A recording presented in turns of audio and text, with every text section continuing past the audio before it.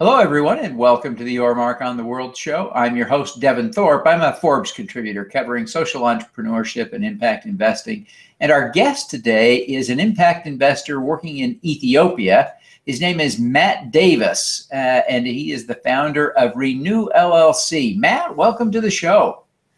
Thank you, Devin. It's a pleasure to be here. Well, we're thrilled to have you. I find that the shows that we do about impact investing get some of the best reviews. There's a real tight-knit and rapidly growing community around impact investing. So we're always thrilled when we can have another player from that community on the show. Well, it's a pleasure to be here, and you're doing a great job of covering it, too. I want to thank you for that. Well, thank you. Thank you. We're excited about your model in Ethiopia because you're using a different approach and filling, I think, a critical gap in the financing structure there between the microfinancing and the more commercially driven private equity type money in kind of this six-figure investment space. Tell us a little bit about your model and how it works. Yeah, so you described that perfect. Where RENEW and the Impact Angel Network focus our investments, and right now our average investment size is about $500,000 per deal. And yeah, this challenge that really is kind of systemic around a number of countries on the continent of Africa, and really in the developing country world itself, is that there's this missing finance gap in the financial markets of these countries that doesn't allow capital to get into small and mid-sized companies. And so the way our model works is that we actually partner with the development community. And what they do is they help cover the high costs that normally would be borne by the investors. But to make the investments actually economically profitable and viable, they help cover and subsidize those fees, so we don't have to take 80 cents on the dollar of the money that comes into the deal to cover our expenses. And then our investors here in the United States that are members of the Impact Angel Network make those investments directly in the companies that they choose. We are on the ground in country sourcing those deals. And the goal is to help those companies get up to the level where they do become attractive to the larger institutional financiers that are starting to really come into the continent. And by doing so, we say that we address two things: a market challenge where there's not enough deals to absorb the capital that these big investment funds have, and then the development challenge, which is trying to get capital into that segment of the economy. Well, it is a huge, huge problem. And part of it is you've got to grow a company to the point where they can accept a meaningful investment. You walk in to a little startup with 3 employees, you can't really put $10 million to work there, can you? No, not at all. No, and that's, I think, that's another challenge. I think when a lot of people think of investing in that part of the world, at least over here, we think of the typical microfinance target. But the nice thing is, Africa is really on a growth tick right now. And certain countries like Ethiopia, there's more and more either returning diaspora that are coming back with the skill and the training to really start and begin scaling companies, as well as just local businesses that are really starting to take advantage of the growth that these countries are seeing. So, for example, Mama Fresh, one of the companies we invested in, it's the largest commercial injera company in the world. Injera is that bread that Ethiopians love to eat. And they're like a classic SME, about $1 million a year in sale. We found them, have already helped them really transform their operations, and we're helping them now export millions of dollars worth of injera here to Washington, D.C. every year. So those are the companies that we target, those SMEs: job creation potential, good profit potential, and what the economy really needs to grow. It is interesting that impact investing, especially in Africa, has a tremendous opportunity to both do good and really make money because of the rapid growth of those economies. Yeah, that's right. I mean, the nice thing about and there's different arguments around impact investing in this space. Some say you really need to focus on the impact first. Others say profit first. I don't think that either side is wrong. I think you just need to pick a strategy and go with it and try to do it really well. And Renew's focus is, yeah, we look at companies that are able to scale and grow. It's extremely hard, we all know this, to be an entrepreneur. It's even harder to make a profit. And it's really, really hard to do those two things in a country like Ethiopia. And so our philosophy and our mindset is, let's get behind good ethical leaders. Let's help them grow. Let's help them scale. And in the process of becoming a successful business, the benefits will definitely be there. Job creation, yes, we hope so. Paying people better, absolutely. Paying taxes, bringing in export revenue, substituting something that's being imported. All these things are hot development topics, and a really good company addresses those. So what are the criteria you're looking for in your investments? Well, I said one, and this is, I think you can ask any great investor, they would say you need to get behind a good, ethical, and vigilant leader. And the companies that we find, those are almost right away the things that we're looking for is, do we trust this entrepreneur? Do they have the ethics, and do they have the vigilance to really take that company and scale it? And are they coachable?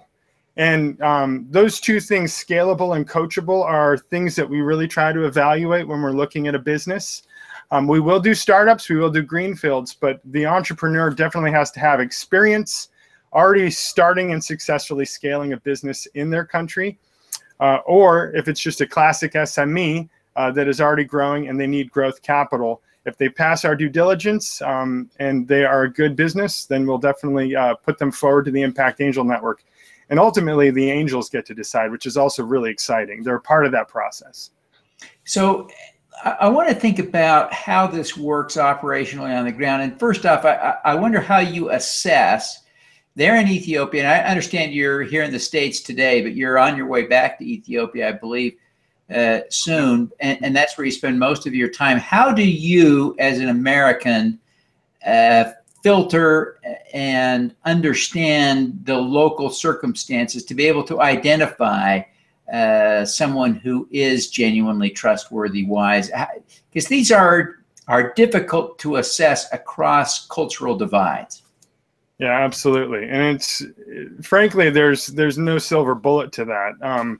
You can diligence a deal to death and you'll still be surprised after you make an investment. It's a reality of doing business in any part of the world, frankly, but with the mixture of cultural backgrounds and nuances and just different business practices and even different ways of communicating, logical versus linear and circular, you run into a lot of the typical challenges that any foreigner would have coming and investing here in the United States, for example. Same problem. So the way we hedge that and the way our process works is, first, we live there. You're right. We leave tomorrow. We head back to Ethiopia. Laura and I spend about 70% of our time on the ground. We have a great local team. So you can't, I would challenge people to think that they could do this independently as a lone wolf on the ground on their own. You really do need to have a strong, great local team, and we absolutely do. But then you just have to put in the time. I mean, I always tell people, to be successful in this space, you got to make mistakes quick and you got to get back up on your feet. So I think also going and realizing that I'm never going to make a mistake is just setting yourself up for failure. You're going to have to learn the environment. You're going to have to learn by doing things and making mistakes. But then you're going to have to set expectations with your investors, set expectations with your team and your companies to say, we're going to get through this. And the most important thing is we keep persistent at it. And so our diligence process is really relationship building alongside, which is critical, alongside all the other typical stuff that a normal investment firm would do. Looking at the market data, pushing and testing the assumptions, coming up with a model that we think that works and is conservative, and then learning from there. Now, I want to talk a little bit about the economics of your business, because quite frankly, running a fund the size of yours, I think you said you've got about $3.5 million under management. That's almost an impossibility from the economics of it, especially when you've got international airfare involved. But you've worked this out so that it works. I'll let you give us the punchline. What's the secret to making this work? Yes, and it is not a secret, but it took a long time to develop, and I think getting a business model that works is probably challenge number one with social entrepreneurs and people in the impact investment space overall. And how our business model works is it's kind of I call it three buckets. One, you're absolutely right. To do small deals well, which is what Renew does and what the Impact Angel Network does, requires us to have some subsidy, because it's almost impossible to do a $500,000 deal and pay for the team that you have to do it on the ground. Again, that is the challenge. That's the market challenge. And we're really thankful because we have a relationship with the development community in Ethiopia. In this case, we have a relationship with USAID and soon with another international development partner that help cover those costs for us. And so essentially they're paying a chunk of what we would normally call a management fee if we were to raise a big fund. So if I were to do this normally, I'd go around, raise a $100 million fund, and then every year I'd take $2 million out of that to pay for my team, to pay for us to fly around, look for deals, etc. So they are stepping forward and being very innovative and saying, hey, we want to get behind impact investing. We want to help bring in capital into this segment of the economy. Here's a team that's doing it. Let's try it out with them. And they've taken a big risk with us, and it's worked, which is great.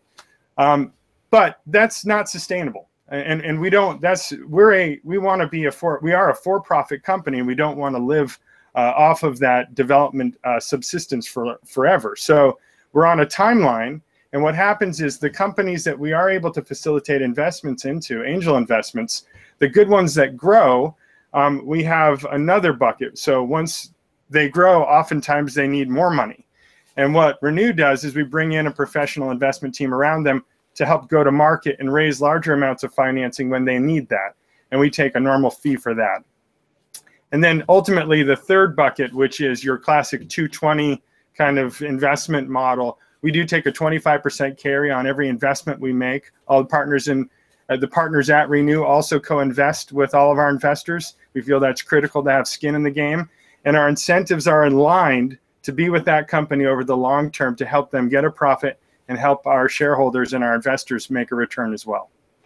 Fantastic. It is a unique model. I've never seen anyone do that before. And I think that funding gap, that space you're playing in, is a problem throughout every country I've visited in the developing world.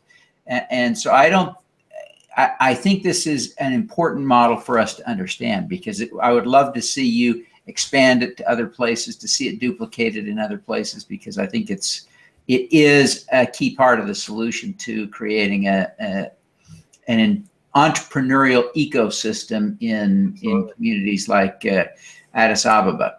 That's right. I want to just get from you, Matt, a couple of things before we wrap up on a more personal note. Sure. You are someone that a lot of people look up to. My heavens. Devoting so much of your time to live in Ethiopia sounds at once wonderful. I've been there. It is a wonderful place. But it sounds challenging to leave home behind to do that. Yeah. So people look up to you. Who do you look up to as a role model? Yeah, well, I mean, there really are tons of people, and I would be hard pressed to just pick one as far as all the characteristics of people that I really do look up to have. But I think for me, and it might sound cheesy, but I would definitely say my wife. Not only is she my wife, and she puts up with this crazy schedule and travel that we do, and forgoes a lot of the benefits that we have of living here in the United States to be with me in Africa. But she's also my business partner, and I think she's one of the most intuitive investment minds in the space. I really admire her because what she has done is, I think, very unique. One, she's a woman in an industry that is really dominated by males. I mean, investing is a challenging space, and she has stepped in, and she is just herself, and she commands a ton of respect from our investors. So that's one. And then two, she's doing work in a part of the world that is still learning the value of having women in leadership positions in business, and how she operates on the ground, and how she and the companies just absolutely admire her and respect her. I mean, it's really setting an example, not only for our staff, our women's staff that we have, but also the women in these organizations to really see, wow, I can do this too. And I just love that. And so I personally am really excited when the world will discover Laura Davis, because I was lucky to find her and she's amazing. So that's yeah.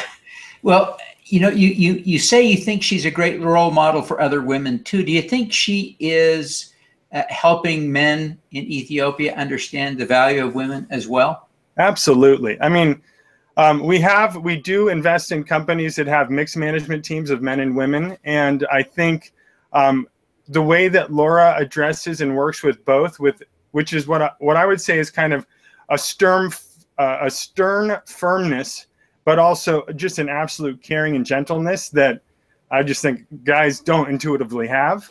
The way that she's able to navigate that, I definitely see benefiting the other women on these management teams. I think they see it, the men see it, and it's just a universal respect that comes about because of it. So yeah. That's cool. That's cool. Well, what the next question I want to, you know, sort of pick at your brain on a little bit is to try and understand why you do this. Why do you care?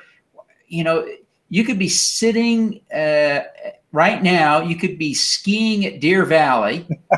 I wish I was.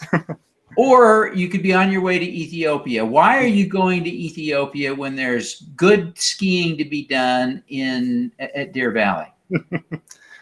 Yeah, you know, I wake up many mornings asking that question. I would say, well, first off, it's easier for me to say why I'm not doing this. And I'm not doing this because, you know, to help the poor of Africa. And I know that might sound shocking to people, but I'm in this for the next 30 years. This is my career. This is my life. I've made that decision. I say that publicly, and I'm all in. And so I think for me, there has to be something more. And I think this is the challenge we have right now in this space, is that there's a lot of altruism that is driving people into impact investing, which I love, but there has to be an upside too. And for me, I really would say there's opportunity. And I love this, and I really do. I think I'm a product of the American dream. I love that story, you know, rags to riches, the Cinderella story, whatever you want to call it. That story, our grandparents' story, needs to happen on that continent. And it's so ready and it's so ripe. And yes, I love the people that are doing the most amazing work of helping alleviate poverty, but there has to be a few of us, and more I hope, that really get behind the change makers, the entrepreneurs, the Carnegies, these people that will soon become the captains of industry for that continent.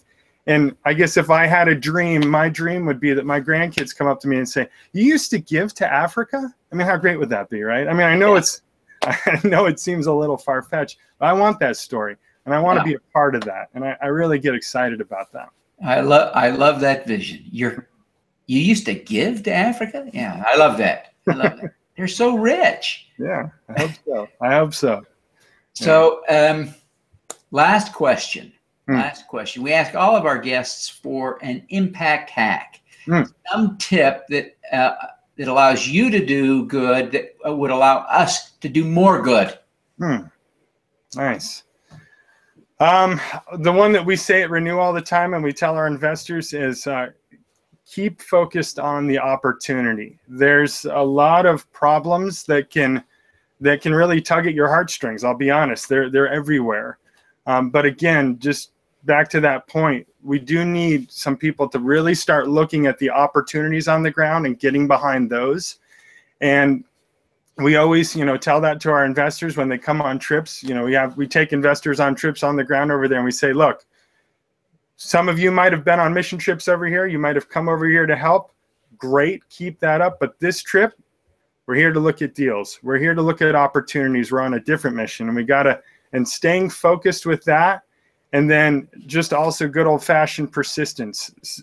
Pick something that you want to go after, write it down, read it every morning. I read my own personal vision every morning when I wake up. My wife and I read it, and it's extremely helpful for me. And it really helps us keep focused on what we're doing on the ground over there, not losing sight. Fantastic. Well, Matt, I really appreciate you taking the time to be with us today. Appreciate your insights. Love the work that you're doing. Before you go, please tell people how they can connect with you and learn more about RENEW LLC and the Impact Angel Network. Well, one is just to come to our website, renewstrategies.com. But of course, if you ever are in the neighborhood in Ethiopia and you want to stop by our office for a meeting, a great cup of coffee, we would of course love people just to swing by and see what's going on, meet the team, meet our companies. It's really fun. Ethiopia is not that far away.